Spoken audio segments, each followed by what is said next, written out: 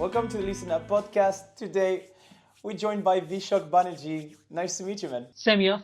So, as always, we met on Instagram. That's kind of like the vibe on the show. Yes. Would you like to start introducing yourself very quickly? Because I thought your profile was amazing and what you were posting was great. Things didn't started from, as most of the people you go around as musicians, they will say that things have started from childhood or something. It was for me during my college days, actually. So a friend of mine introduced me to a place. There is a pub in Kolkata called Someplace, which is one of the, you can call it the hub for musicians, independent musicians, and musicians from worldwide used to come down here and perform. So when I reached down there and I saw that, oh my God, this is happening here in Kolkata, because previously we used to listen to rock, maybe Bengali rock music and all.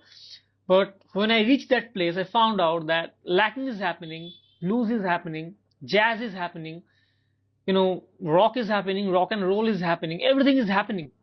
And that place kind of inspired me, and I took up the guitar during my college days, and that's how the journey exactly began.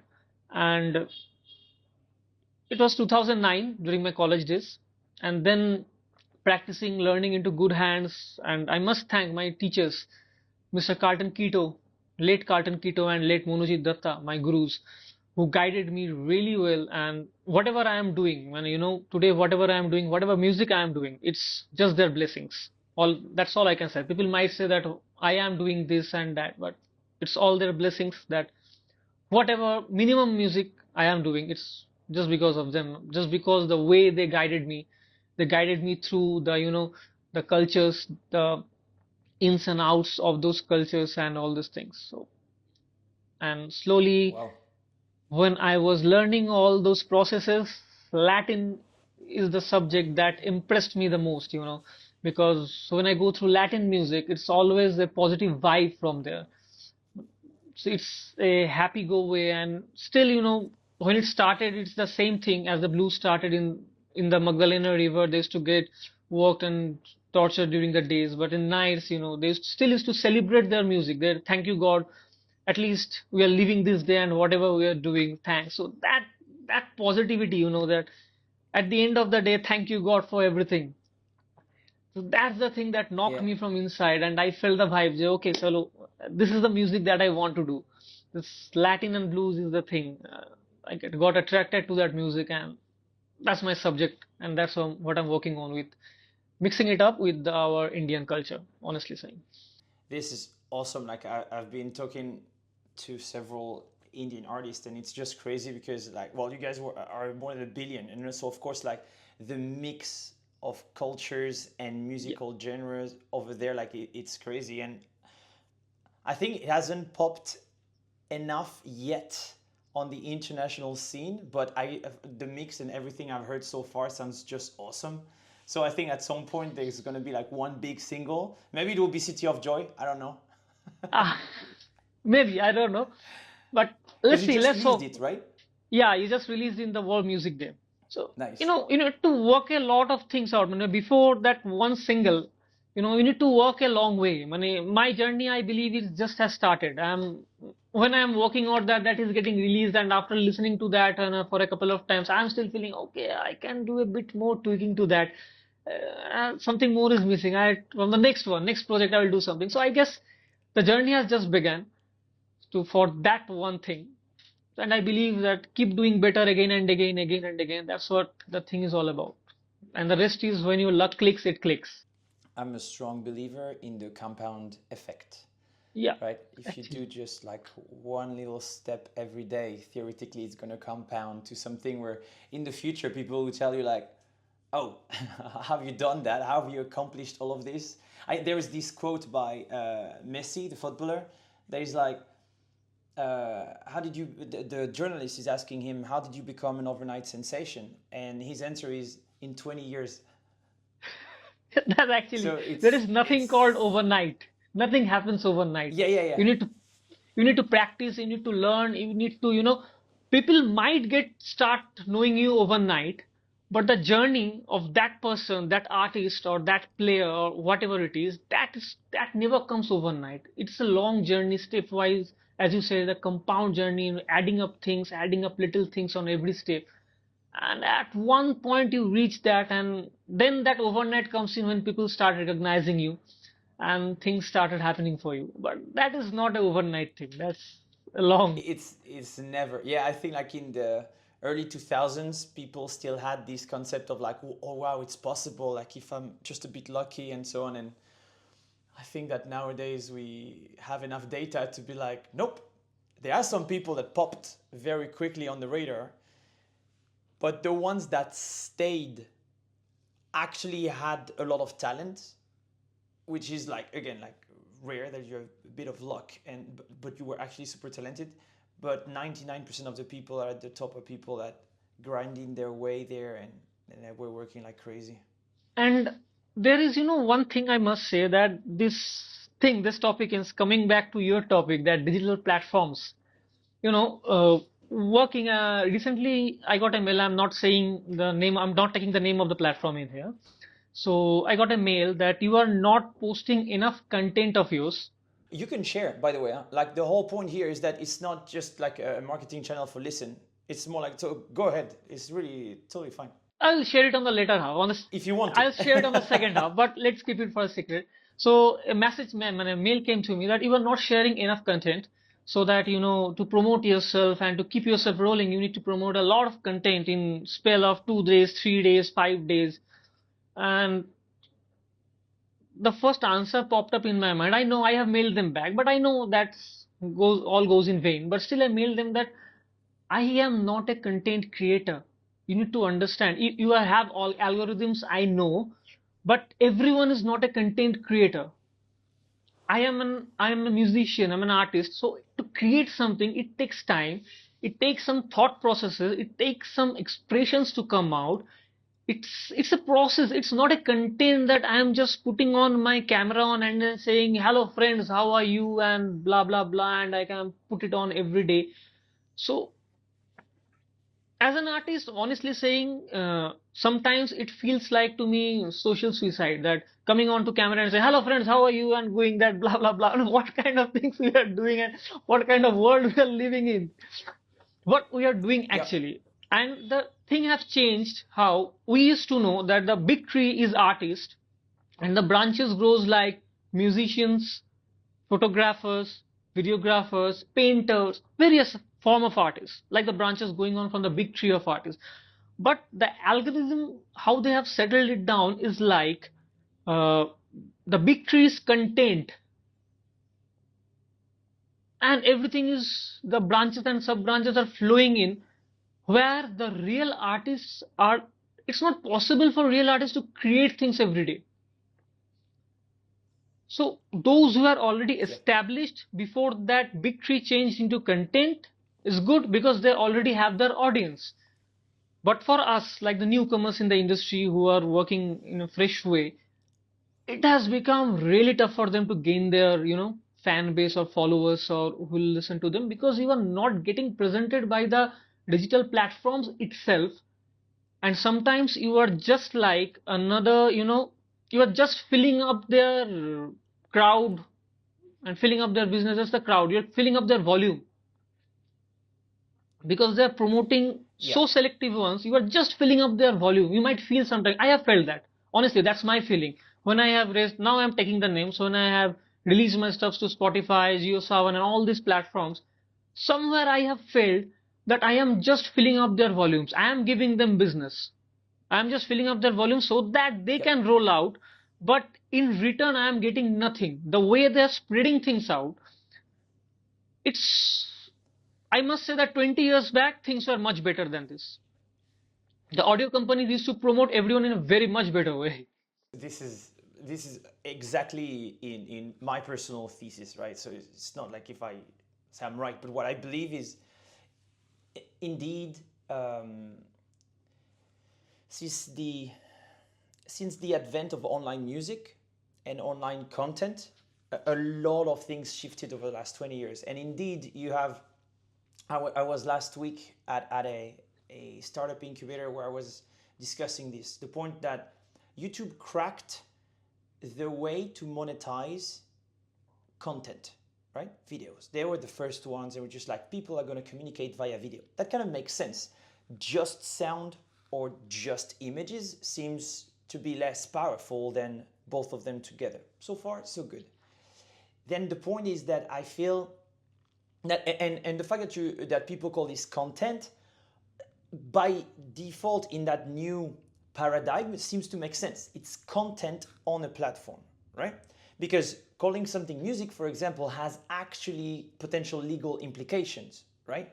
So back in the days, that made perfect sense. And content could be anything. Boom, they ticked all the boxes. Then after, when like social media and stuff around, I think that we basically, when I say we, I mean big tech, right? These people Yes. actually understood how to physiologically impact a lot of people thanks to dopamine. This is my big stuff. That's why I say I talk about music, AI, and dopamine, because I truly believe that we are at an intersection now in the evolution of consumer application and the way people consume online that is extremely important for the future, to be honest.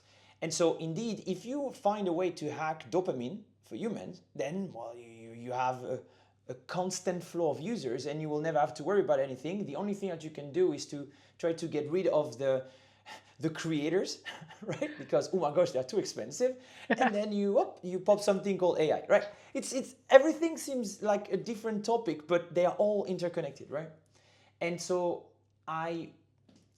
back in the days, I have a big debate internally. Like back in the days, MTV, for example, was heavily centralized.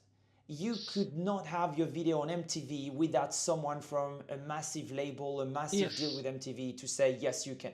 And so this, to that extent, is extreme centralization also. So it was not so much better.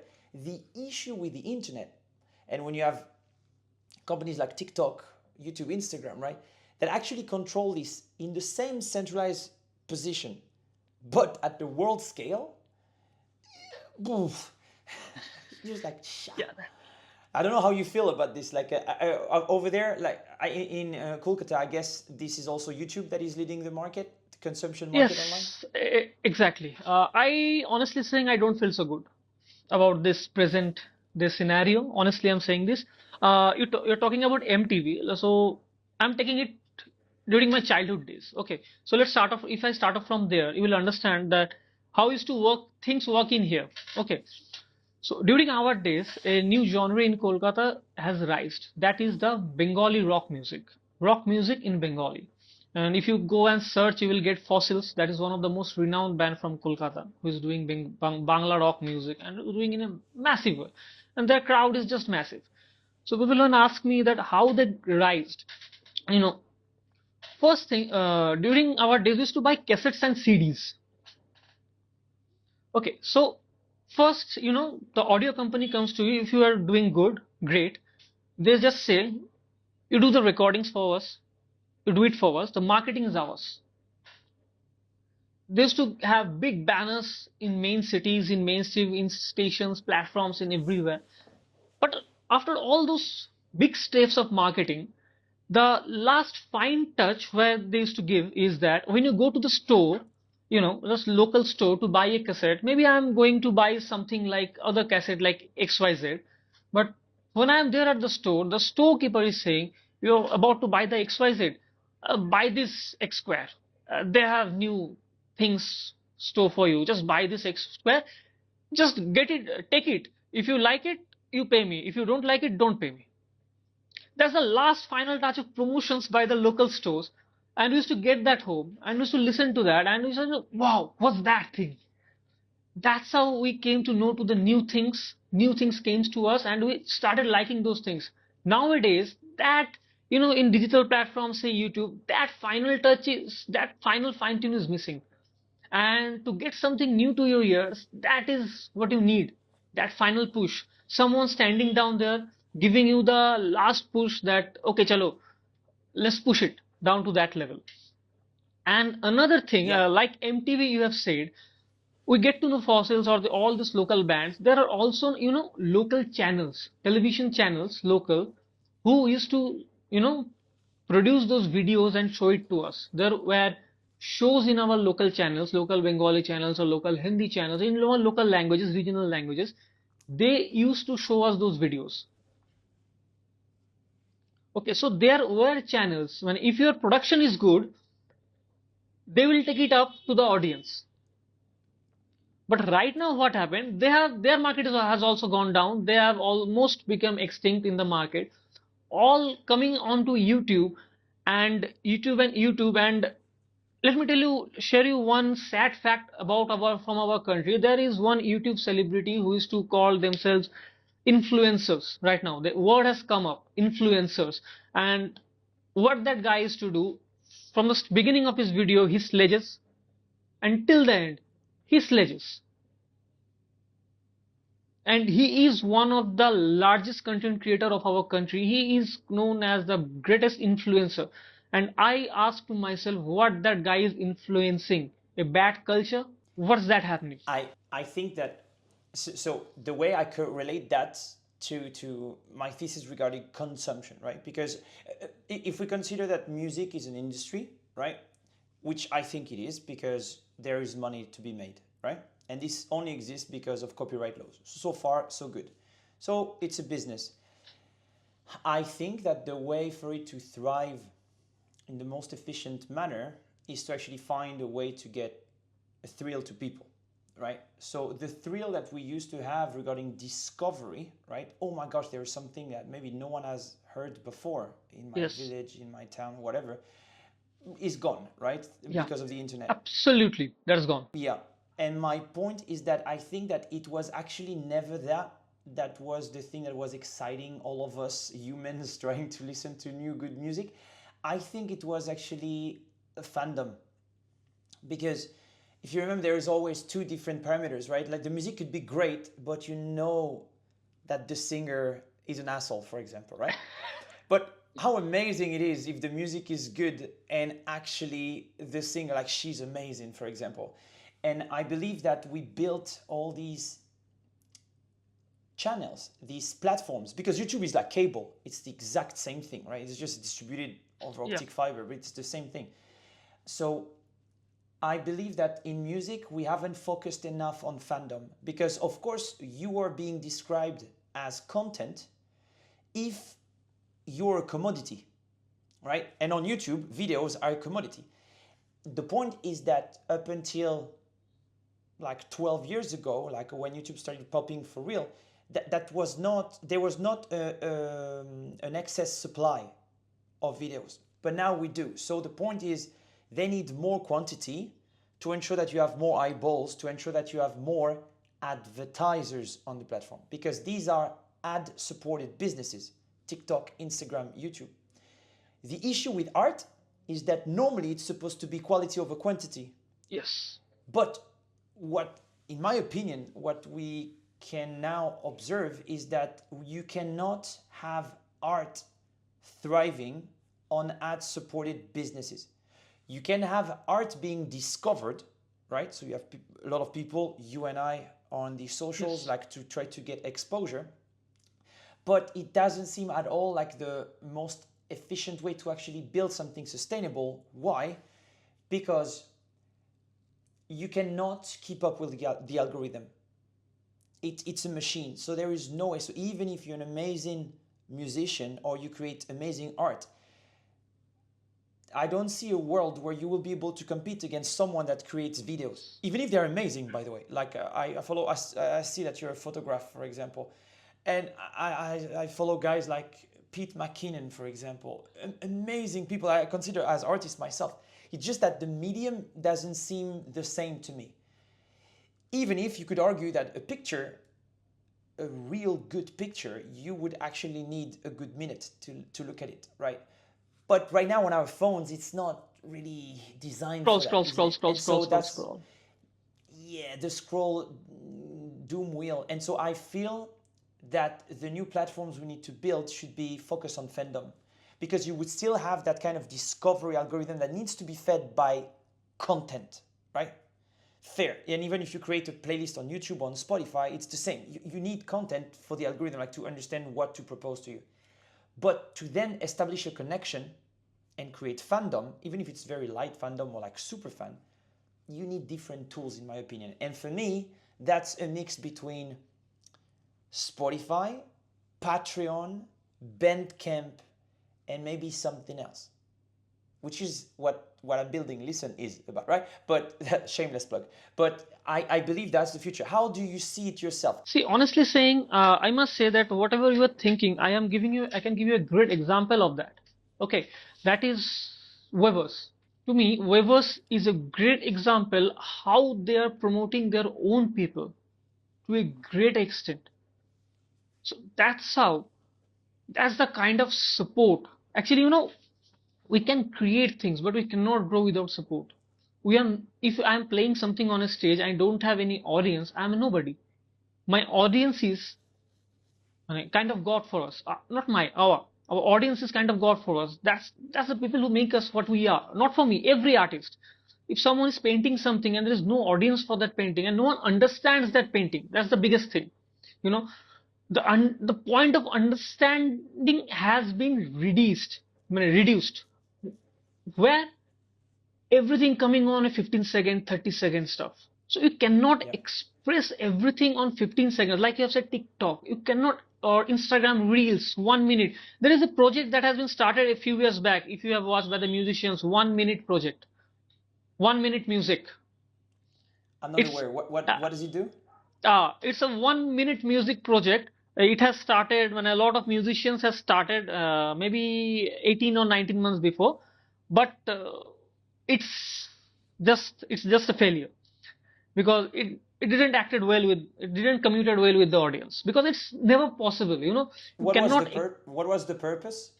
Its purpose is to bring it down to short period of time, like Instagram, TikTok, 15 seconds, 30 seconds, so 1 minute. So it was For 1 minute music. music. Yeah, 1 minute music. Oh, okay.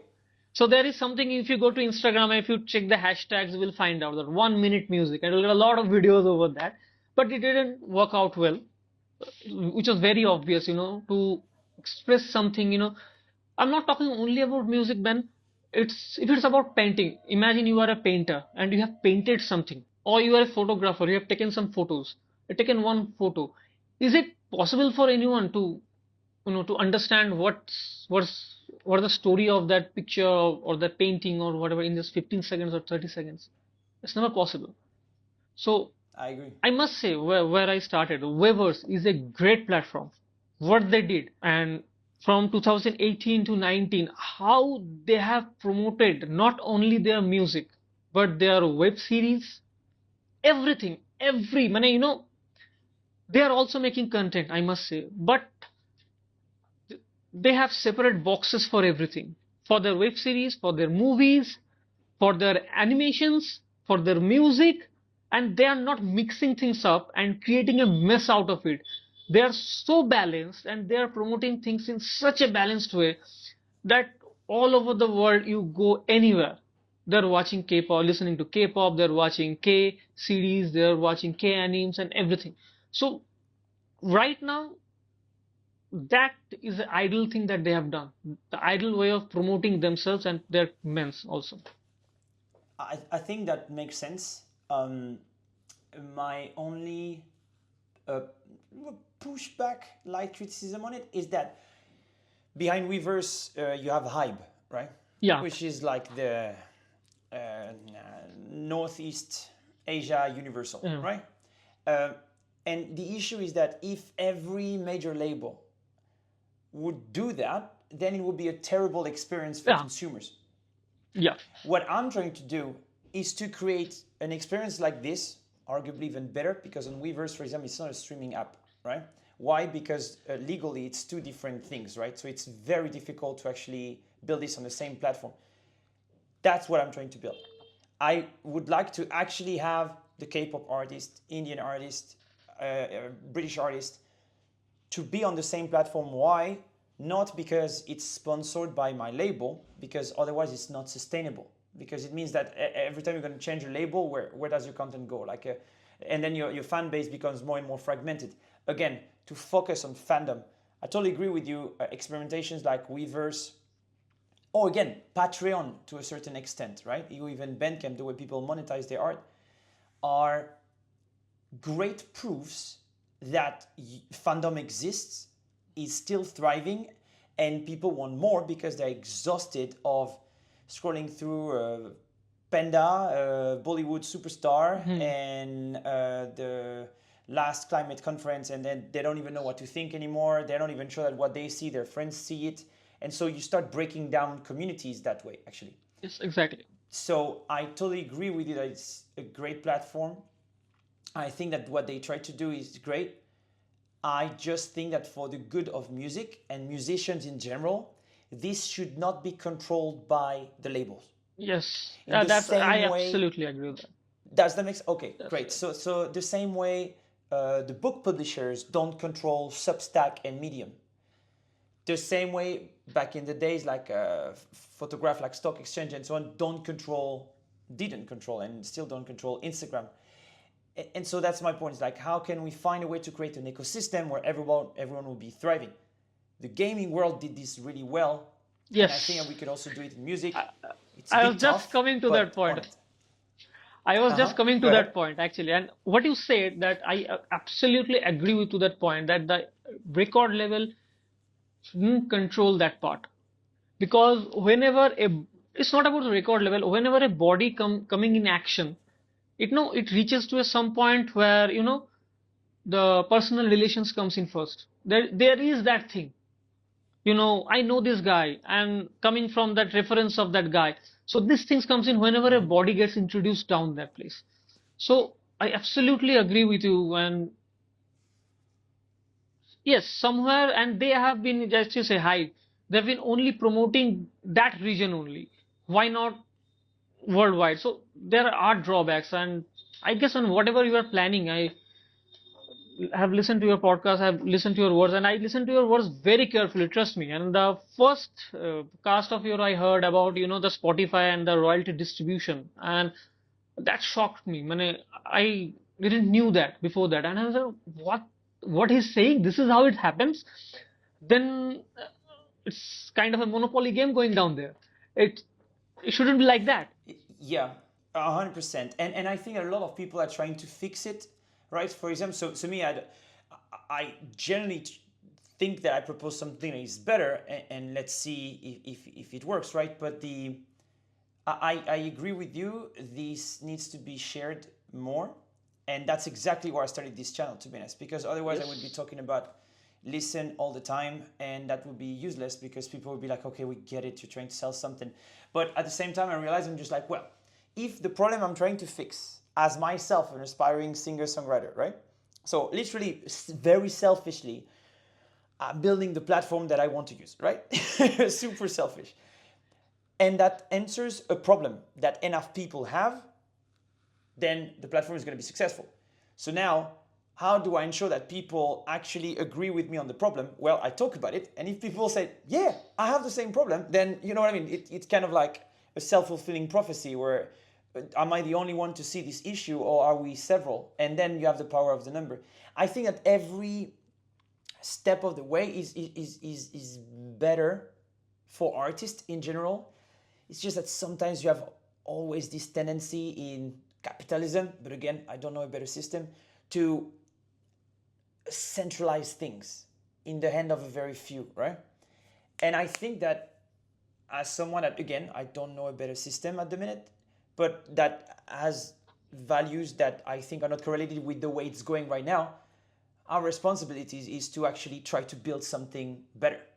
And if we do, theoretically, people will enjoy it. Otherwise, people would just not care. And in that That's right. case, well, we get the society we deserve. You know what I mean? It's like, well, that was not what I envisioned. So I don't know. So to take a step back for a second, because this is so interesting.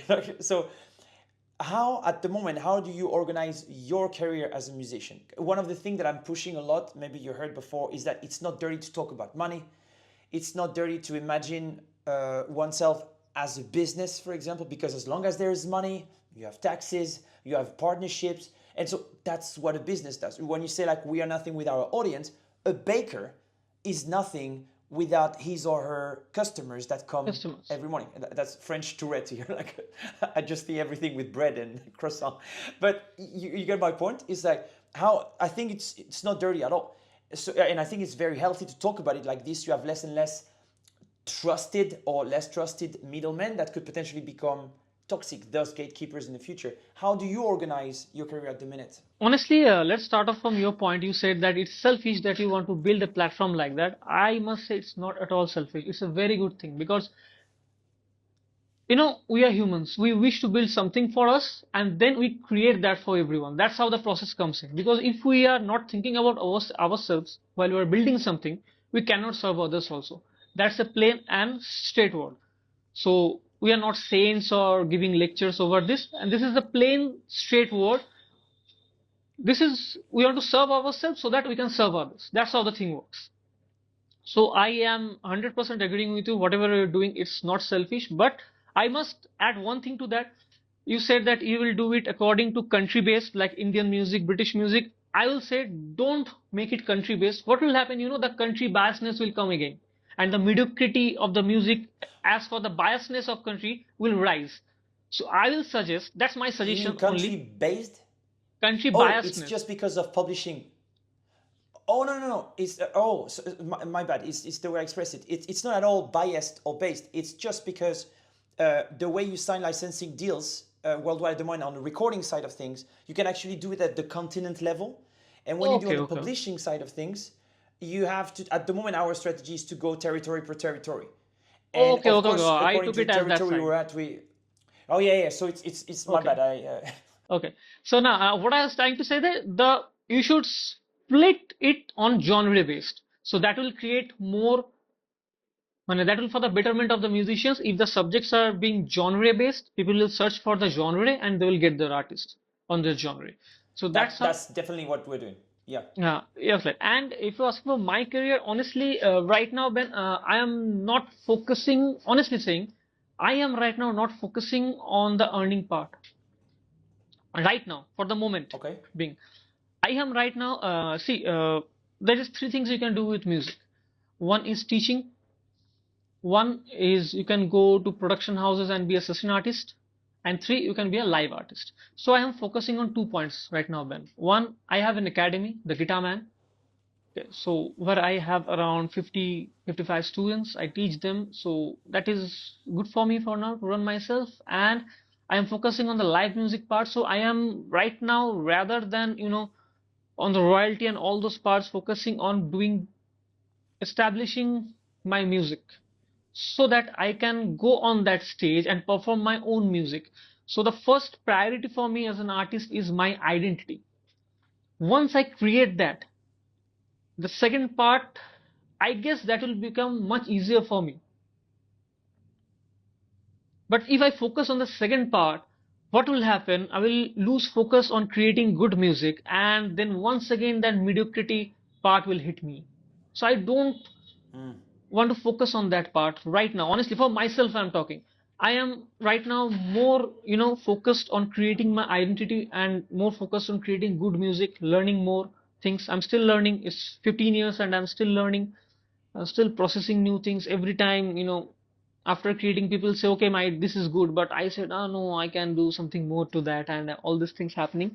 So I am right now more focused on creating my identity so that the next part becomes easy for me in the next 4 or 5 years. That's how I'm looking at it.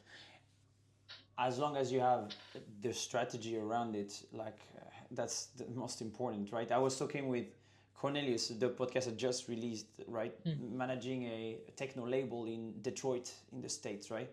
And he said like the first thing is to start doing, right? Which indeed, like do something, right? So at Yes. least you already done that. You have your audience on socials. You have your audience in real life. So that's super important. One of the thing, so I last week I was again at this conference and I said some stats that again it seems like not a lot of people know outside of the music industry.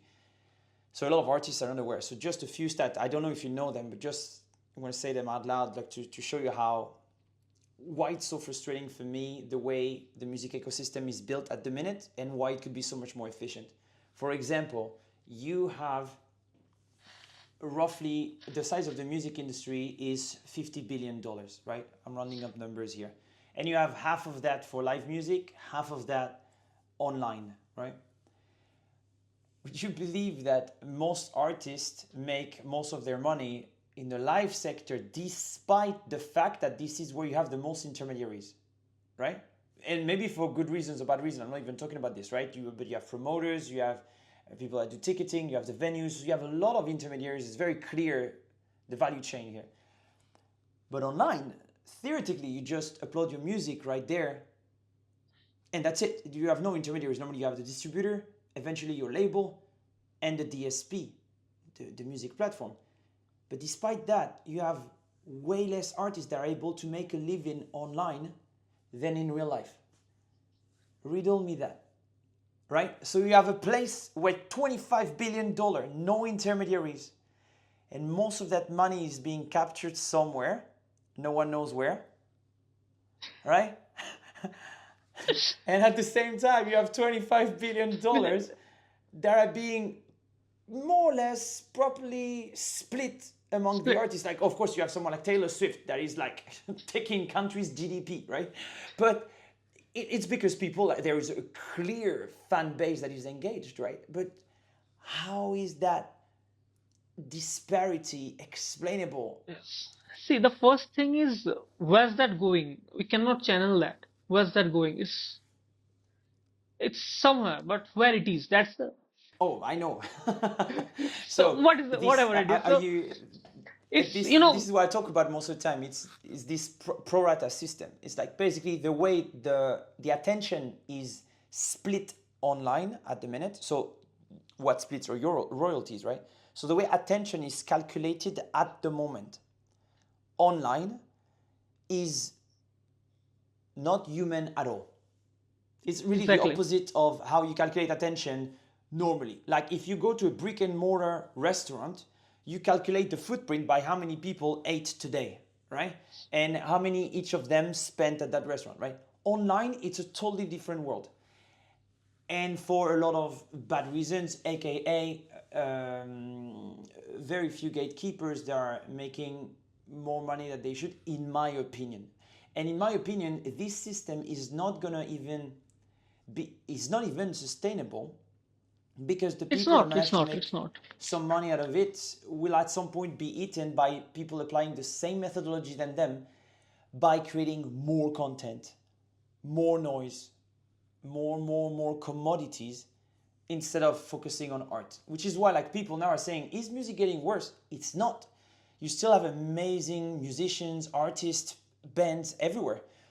It's just that you don't hear them, which is crazy because in real life you can see them and you're just like, these guys are amazing. And then you check them on music platforms and they have like 100 people listening to them. And you're just like, there is no way that these people have absolutely no following. What I feel, or how I have throughout my journey, I have seen that this thing has been split. There have been two parallel lines that have got created, which never intersects each other. If you see one kind of, if you see the pop genre or something like that in our country, the Bollywood and all, there is parallel lines of music running on. One is commercial point of music, and the other one sector is the independent sector of music. They run parallel way, but they never intersect each other. So what's happening? That the commercial music productions have so much money and they invest so much into it that they can take on the returns from there also. But this independent artists, they don't money their peak, their highest peak of investment is the commercial artist lowest peak of investment.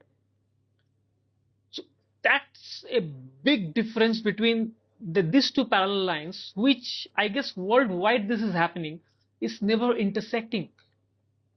See, Taylor Swift is very famous. She is just doing wow right now. But the article last week, she is the eighth greatest guitarist. This is something really hard to digest for a lot of guitarists, I guess. But on the other hand, as Taylor Swift is creating all these hypes, if I go for artists like Pliny or Guthrie Govan, they are fantastic. I'm taking guitarist name as I'm a guitarist, but they're fantastic. But can they create that high? Because they belong to that independent sector.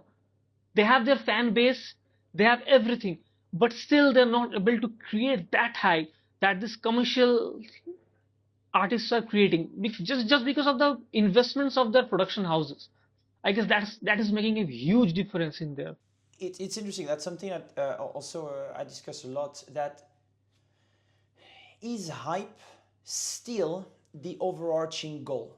Because back in the days, let's talk about the 90s, the early 2000s, if you're in the news all the time, aka Taylor Swift slash Drake level, well, that means that you can sell more merch and more concert tickets, which is where you make the bulk of your money. Also, more people streaming you, but or listening to music, but you get the point. Right now, there is this concept of globalization, right? Global Yes, and local at the same localization. time, and where you, yeah, where you have literally people that a lot of us have never heard of. They have their niche audience that actually make them make a living. Sometimes it's just because they're a cover band, sometimes it's because they have their own music and it's a very dedicated, bespoke audience, but they're actually able to pay for their rent and to put food on the table. And so I'm wondering if this would not actually maybe be for the better. If you think about it, because if you have someone who's at that level of fame, it means that they obviously capture a lot of the money that I could have been going to other people. And again, maybe fair and square, They're but also working would hard we for that. rather It's not have that they're not working hard. They're also working hard for that. 100%? Yeah. That life seems extremely tough.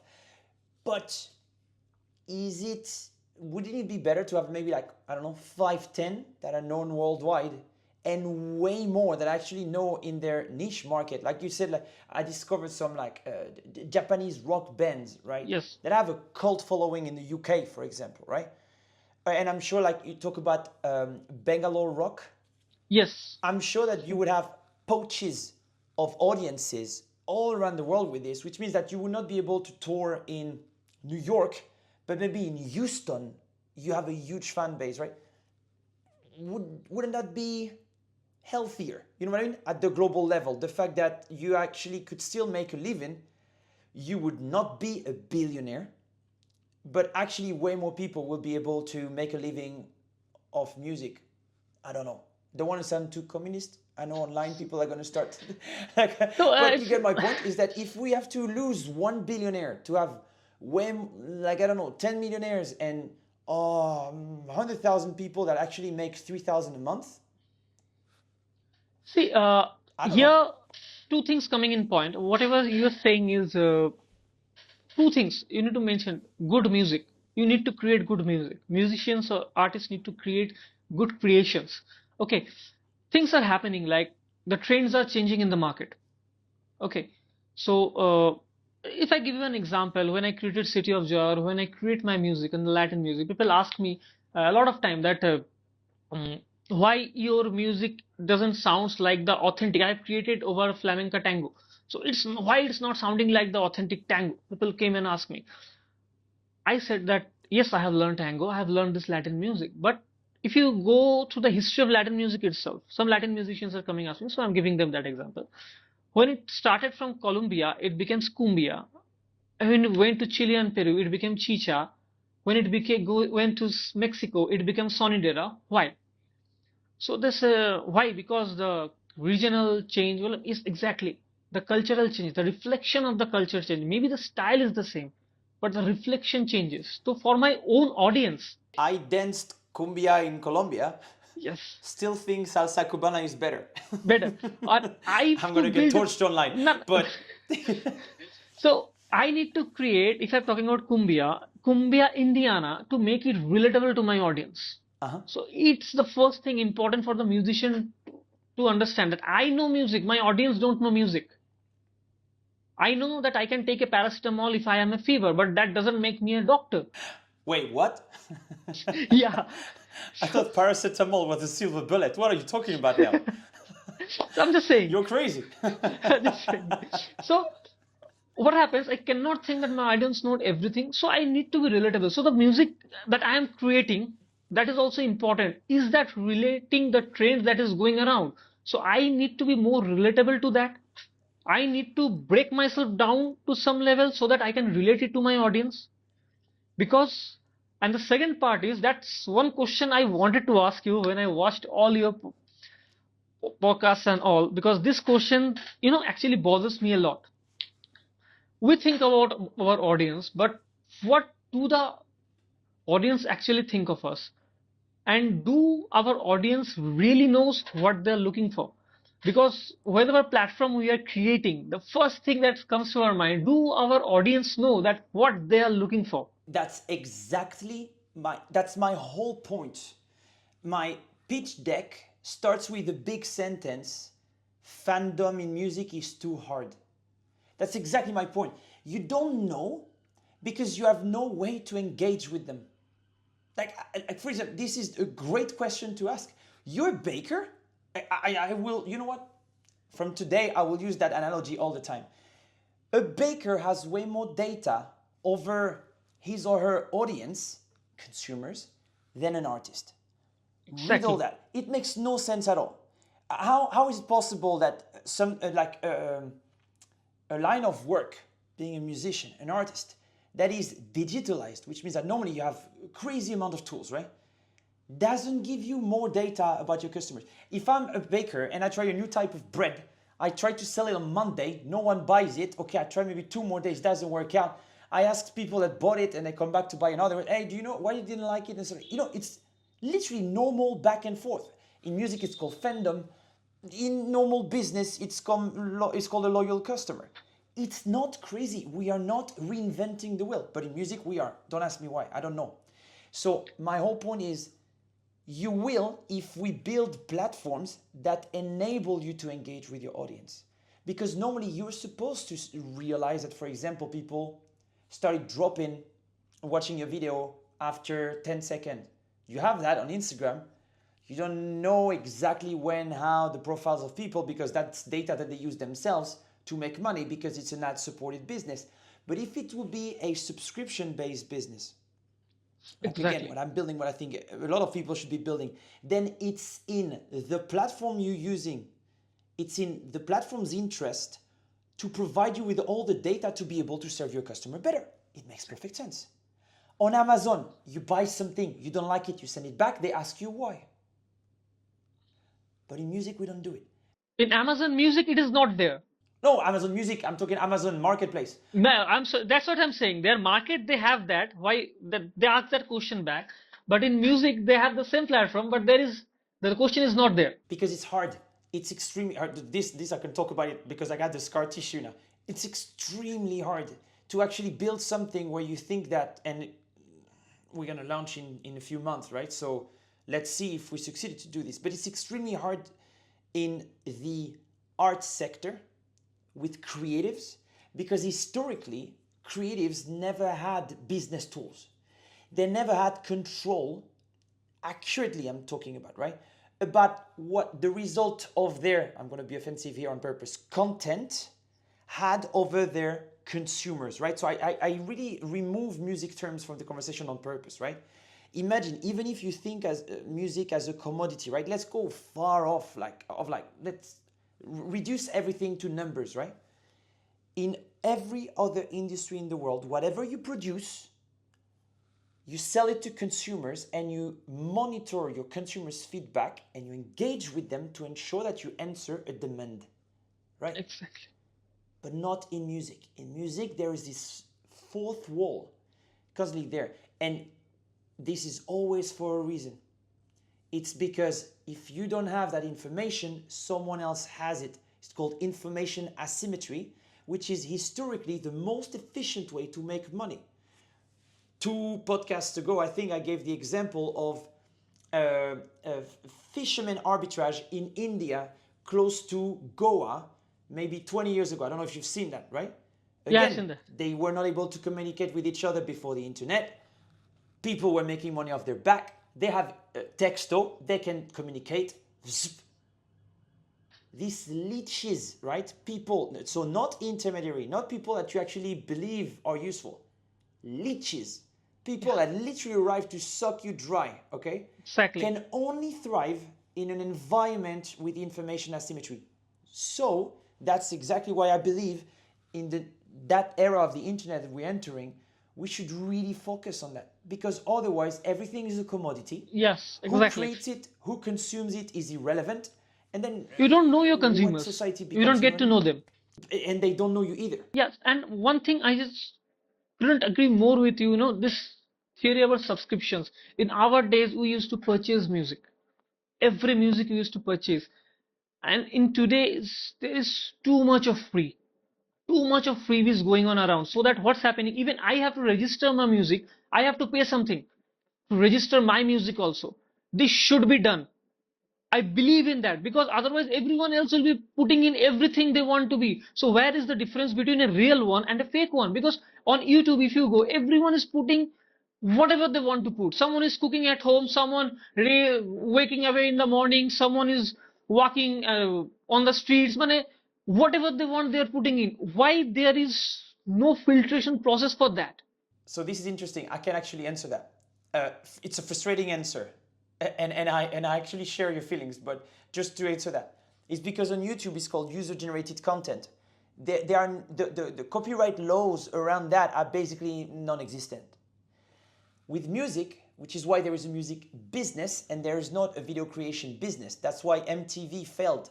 Yes. Because it has to be ad supported, because there's nothing to protect your business. Exactly. You're going to make a video, Exactly. someone is going to copy paste it, and you're going to have it. On the music side, though, it's copyrighted. And you have very strict laws. That's exactly why it's very difficult. And that's why YouTube actually managed to get there, and strategically amazing move, because by doing this, they captured what MTV was, but at the internet level, right?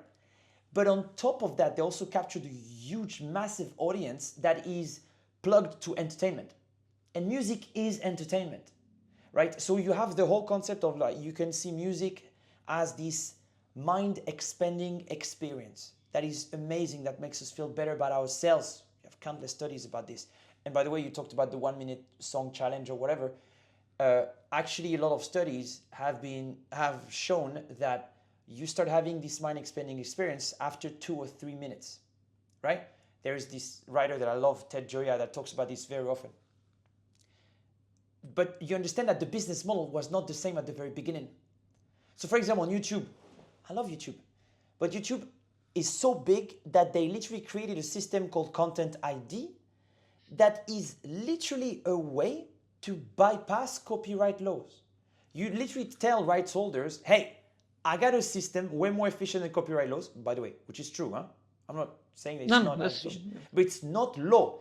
It's within YouTube, you have a different type of law, right? So basically, turn a blind eye, roughly, about what's going on my platform. Trust me to ensure that your copyrights are going to be paid, right? Because I'm really big, I'm good at technological tools, and so basically you have to trust me anyways. But all of this happens over time because of friction. The rights holders were not like, oh yeah, of course, let's trust YouTube. We don't trust anyone else. We don't trust Spotify. We don't trust Deezer, SoundCloud, Bandcamp, no one.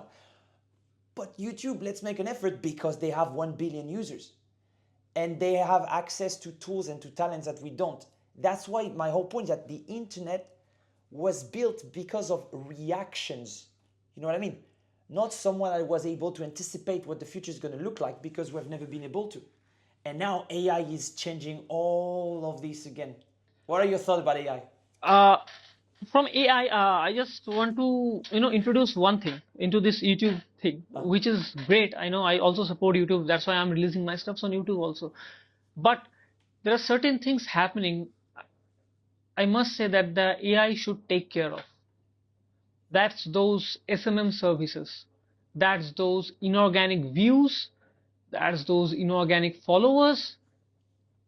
I think if AI needs to do something positive in that market, if some positive contributions of AI we should talk, I think AI should filter that and block that process first, because that is also a huge market, making a huge market. The SMMs are making a huge market with inorganics and all this stuff, and giving a fake fan base to a lot of users. What did you describe? What do you think AI should stop? Sorry, SM? SMM, these are social media services, that helps you to build inorganic, or they have a lot of fake profiles and all those things Oh, created, fake streamers. and they give you a lot of inorganic. See, I have posted City of Joy, like I'm saying, I have reached somewhere close to 3.5 or 4K views in there, because and I haven't promoted that even on YouTube. But there are, after I released from Facebook or Instagram, I am getting messages from lot of developers that call themselves SMM services, social media platform services, and they are offering me this much of views with this much amount of money, this much of organic things and Yeah. many things. So I'm saying, how you're providing that? "Oh, sir, these are all this happening in this way, that way." Well, what way is this happening? So I asked for one website, and I went to their website. I just click on there, and I found out that there are services they're providing. On Instagram, if you want 1,000 followers, you have to pay like 80 rupees. If you want 1,000 views, you have to pay like 11 rupees. There are this kind of things. So I asked them, and they said, what is this? This is organic or inorganic?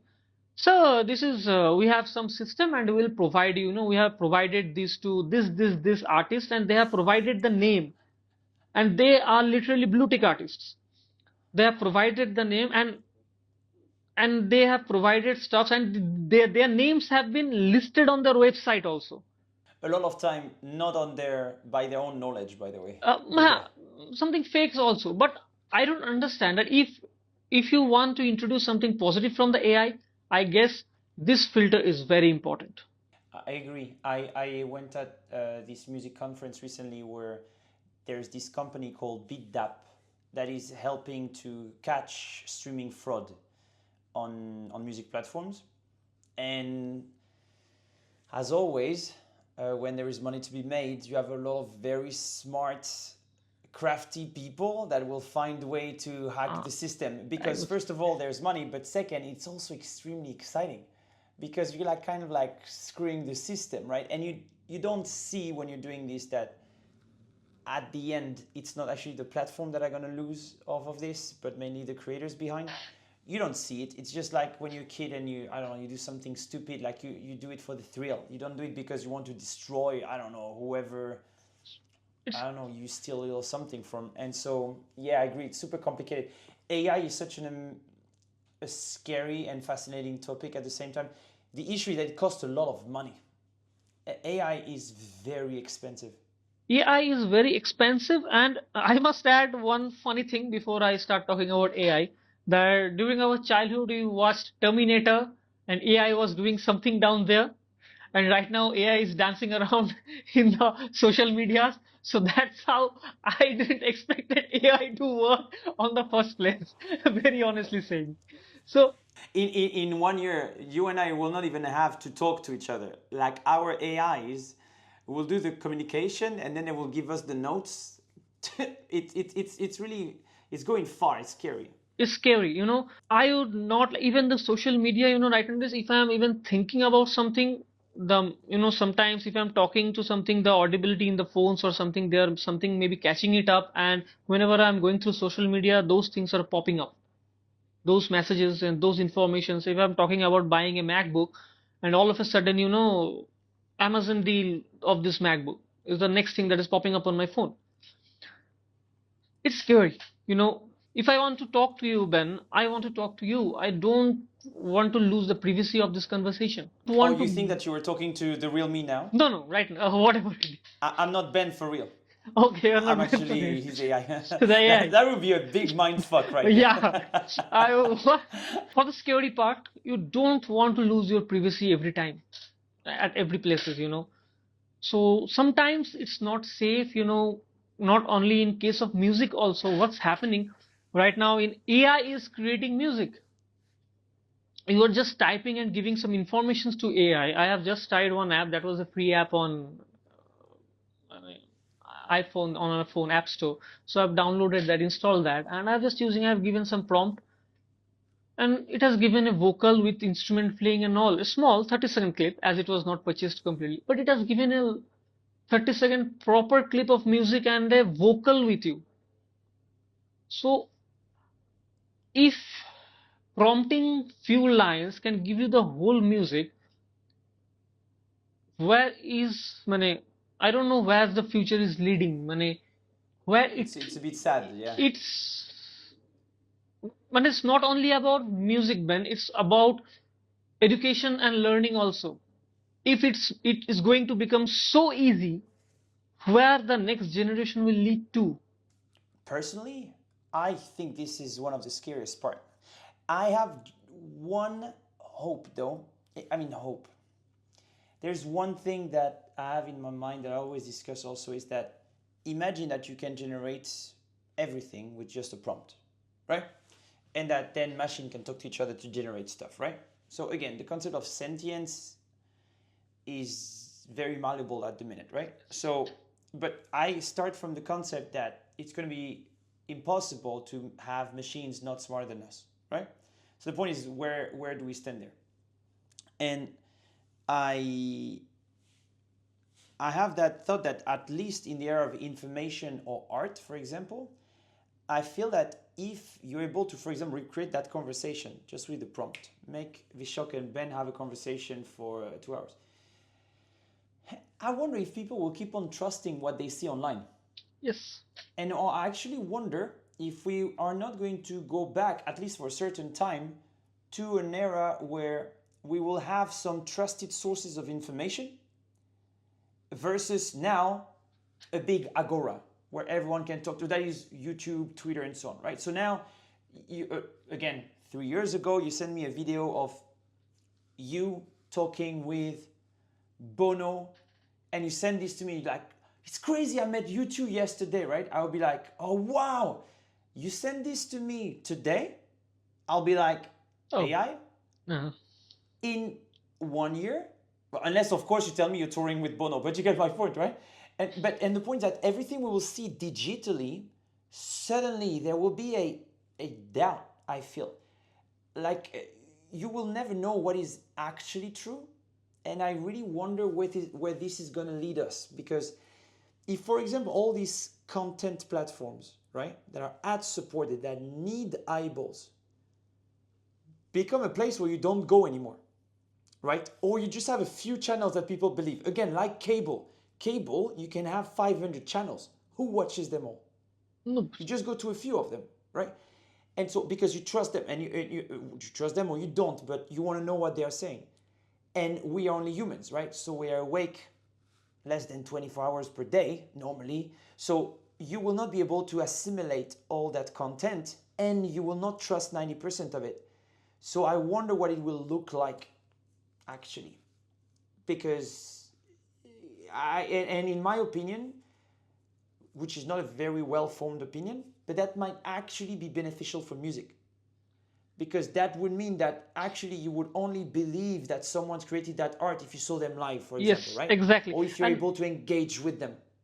And you know the days that has been gone, engaging with people, that will come back once again in real format, not in this digital platform. They will start getting scared and they will say, okay, we can create that on AI.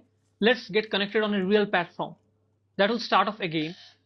But one thing, one big challenge before that comes in, because we go through stepwise. So as from that era to this era, you just said the key line, the fandom is a very tough thing to get. That was your key line. Before going to that phase, it is going to get tougher. Mm. It's going to get, to such a stage we can't even imagine, because everything can be faked. And Yeah. so much availability. I mean, the fans used to be fans because of their abundance also. Abundance is also a great factor. You can see Pandit Ravi Shankar performing once a year or twice a year. And that's what Pandit Ravi Shankar ji is performing. Or I can see, Iron Maiden is performing. Iron Maiden is coming to India. Oh my God, I'll go to Bangalore and will watch them, whatever and however the tickets are. I will stay on the platform. I will go there and watch. But today, even to watch Iron Maiden, search on YouTube, you will get them. Or wherever Iron Maiden is performing live, someone from there on FB or Instagram is streaming that live once again.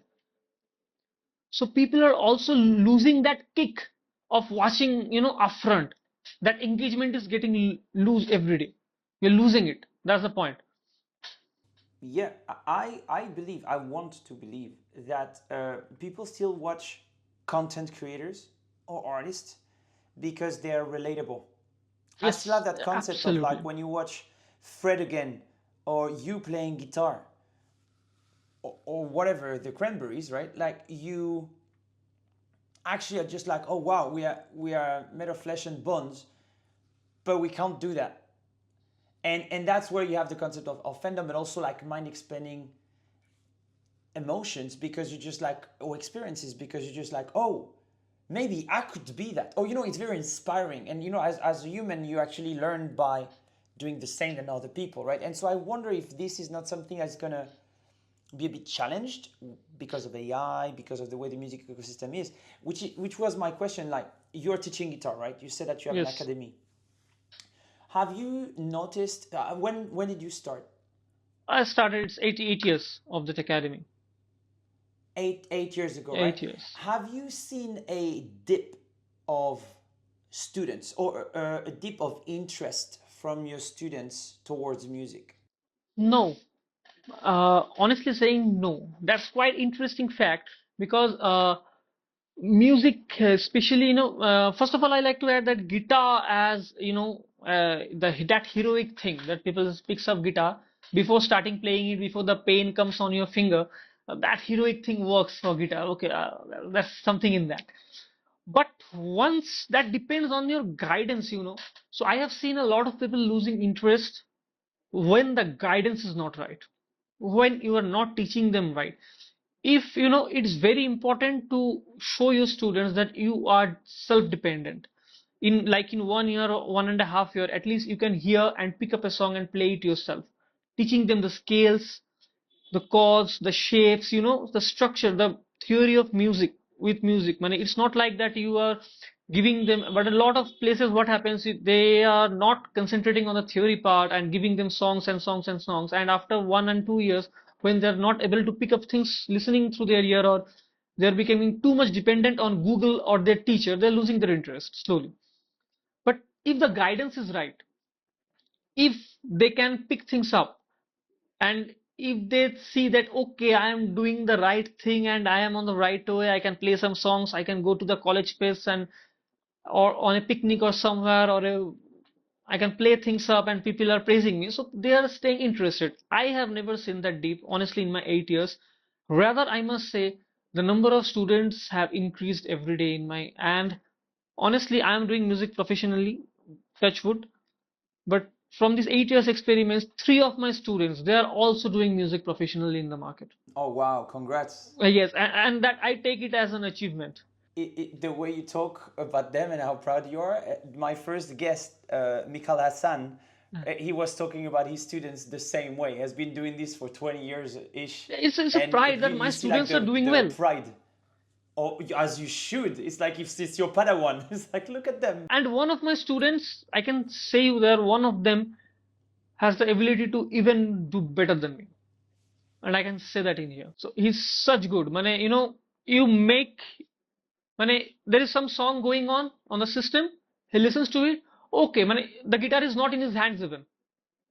Okay, this song is in C sharp minor. Okay, this song is in E flat. He listens it and says it at once. He doesn't need the guitar. So he is super talented. The So, absolute ear, right? It's called something like this. I don't remember how to prodigy. say perfect pitch. Yeah, perfect pitch Prodigy like with the that. perfect pitch. Prodigy Yeah, with the yeah. perfect pitch, I must say. And yes, I never seen that deep. People are still interested in music. And I must say one thing, what AI can do. AI can create the whole music, the whole lyrics and everything.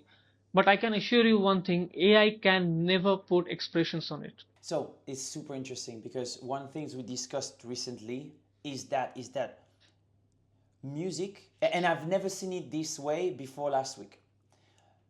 Because I also play a bit of guitar, not at your level. I That's not can like play that. the power chords, but I've always seen music as interesting from a consumer perspective to absorb, to listen to. And because of all these conversations about AI and about BandLab, right, and all these platforms that enable you to collaborate to create music, even the AI platform like Suno and Udio that enable you to just create something, that shows one thing. First of all, that the thing that you create quickly, the attention, even your own, goes out very quickly. But it reminded me something is that actually there's also pleasure in the creative process. Even if you're not a superstar, even if you don't have ambition. And that's why I wanted to ask you, because there's this concept of potentially people are less interested in music, which statistically seems to be the case, or at least they don't pay for it. Remember that before that, piracy was a big thing. So there's still this weird fear of like, yeah, but wait a minute, if we reopen the floodgate, we know what it was Yeah, during Napster era, right? exactly. But the fact that we see these two narrative of like, I love listening to music, or I love to listen to music and to create music as consumption, I really like that concept because that doubles down on the concept of fandom. Because if people, for example, love City of Joy and love what you're doing, they might be interested in buying the stems of the song, they might be interested in seeing you live, buying some merch, and potentially getting guitar classes from you. And so this that you could sell as a video course. But and that's the ultimate for me, learning from you, which is something that you would never see before. You would learn an amazing song on the radio, you would go try to find a guitar teacher nearby, and then you would get there, or you would find the books where they would explain to you with a CD in it or whatever, like an online class. But I think that this again is like, again, doubling down on the concept of fandom, because you can give someone emotion twofold via the art you created, the creative outlet that is yours, and via the learning experience you can provide to them. The rest in the middle, merch or live experiences, it's also something else, right? But there is this narrative here that I think is beautiful. And this indeed, with AI, it's less relatable because AI will play piano perfectly. AI will not be too tired or too sick. Like you could fake AI being sick, but you know very well it is not. Versus if you arrive and you have been touring for a month and you have a guitar lesson, you know, all of this is relatability, which I think is the thing that people actually love the most. Yeah, what I believe, there is one point that when people listen to us, when people listen to good music, they don't. I don't know about everyone else, but they don't listen. They don't want to listen, or they don't even like those perfect things. I think the human errors are the most important thing, and the process of every different human differently, the thought processes, is the most primary thing that makes one musician audible to his or her audience. 100% agree. 100% Because percent aligned if with I you. am playing the same lick, John Petrucci is playing the same lick, John Mayer is playing the same lick, every guitarist, BB King is playing the same lick, Slash is playing the same lick, but all of the licks are different. What I add on top of that is that the error is beautiful, right? Exactly. Because that's how you learn, right? I love Oscar Wilde, and he said like, experience is only the name we give our mistakes. Exactly. I love it. But the point is that now, because of AI, we need to add another little factor, which is error made by a human. Because for example, you could tell the AI to do mistakes, but it's pre-programmed. You know what I mean? Versus a human error is not pre-programmed. And us humans don't repeat the same mistake every day. We do new kind of mistakes every day.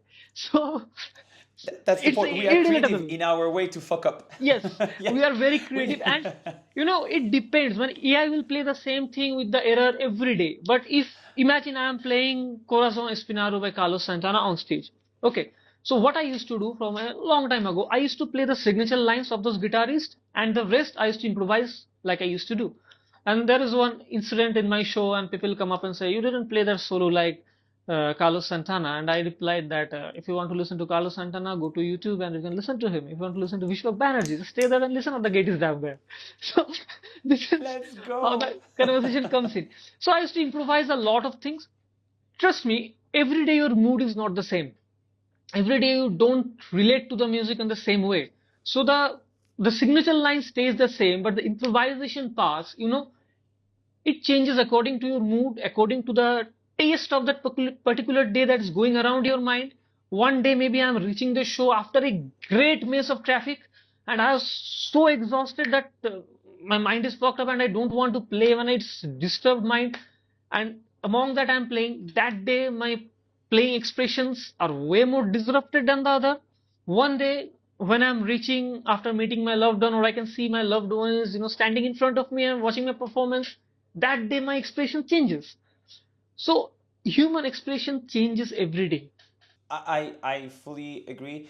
And again, this is like, again, could be faked by any kind of robot and so on, but it's the point that you know that it's someone like you I don't think so super that AI easily. could fake it to that level.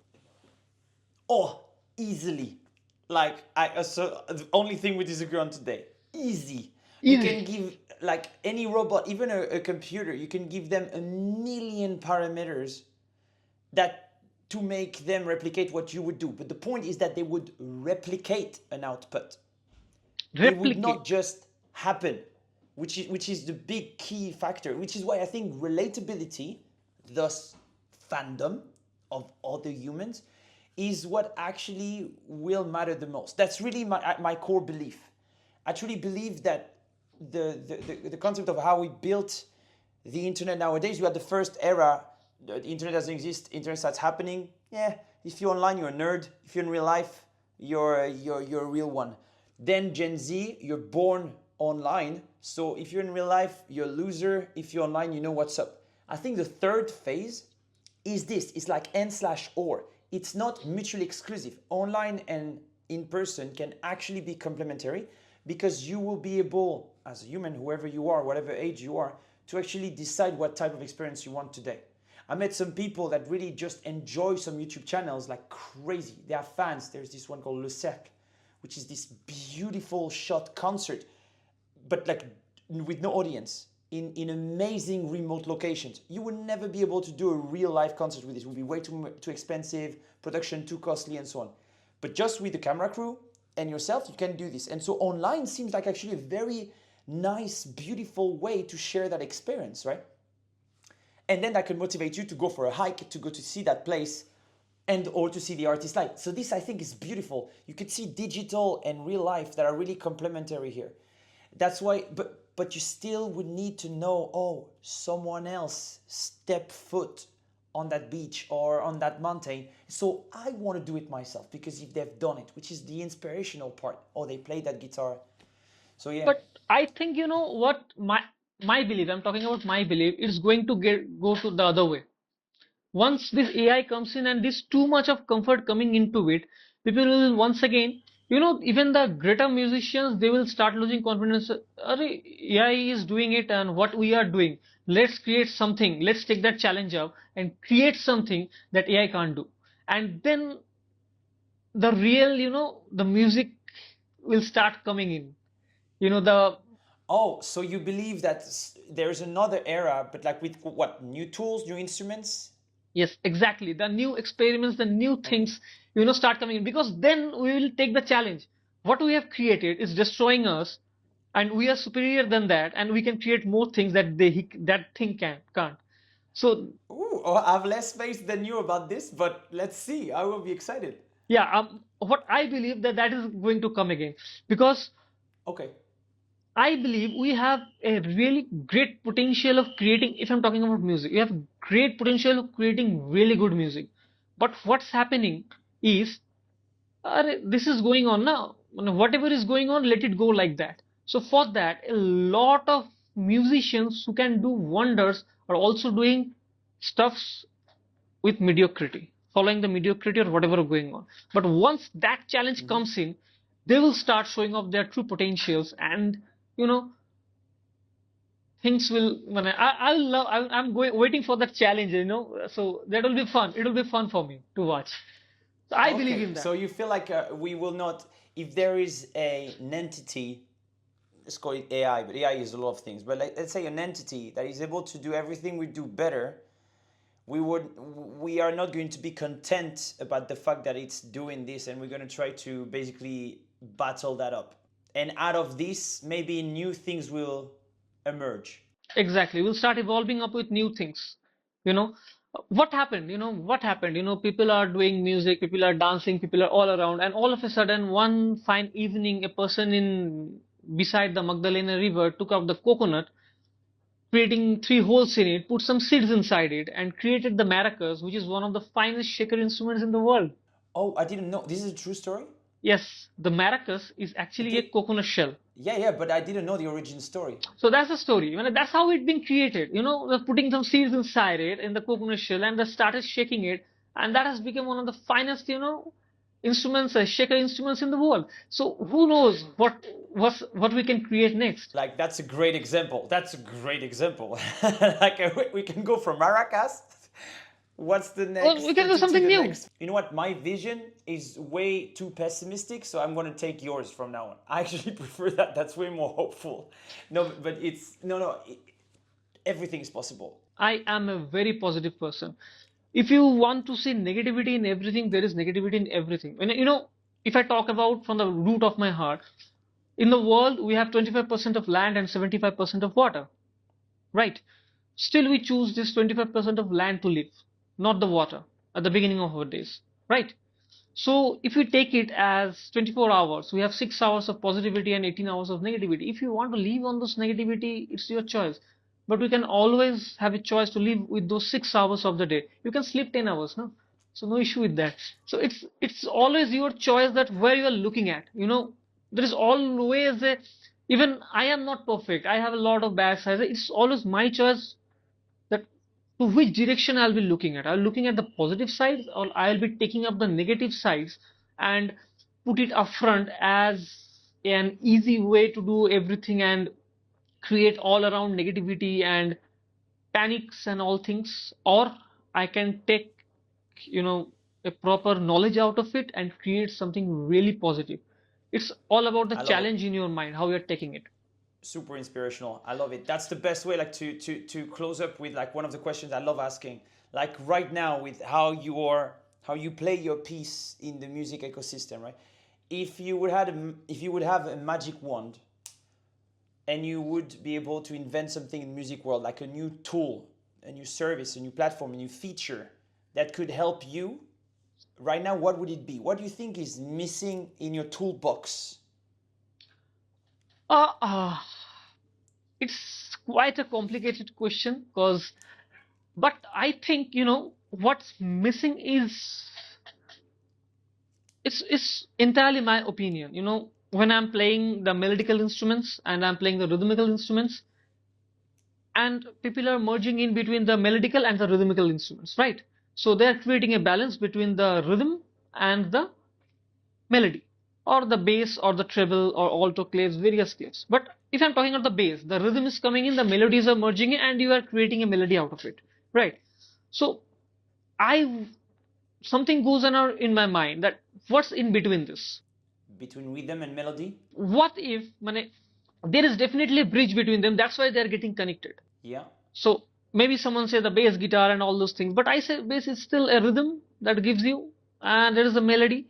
So I can say a lot of things, people say a lot of things, but I somewhere feel that there is still a lot to explore. There is still something missing on that bridge that we don't know. There is not missing. Maybe we are playing that, maybe we are doing that, but we don't know what actually is that bridge is getting connected, or the pillars of the bridge are.